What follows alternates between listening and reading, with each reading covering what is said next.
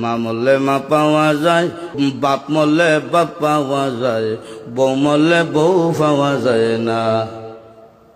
এক মুরব্বী চাচা কয়, এই বেদব তোর মা বাপ মরার পরে ফাইলে কেমনে আর বউ ফাইলে না কেমনে, এটা বুঝাই দে, তোর গানোর ব্যাখ্যাটা দে। চাচা আমার বাবা যেদিন মারা গেল, তুই আমার মাথার মধ্যে হাত দিয়ে কুসলেন, কান্দিস না রে বাবা, তোর বাবা মরলে তো কি হয়েছে, আমি তো আছি। আরো কিছুদিন পরে আমার মা মারা গেল।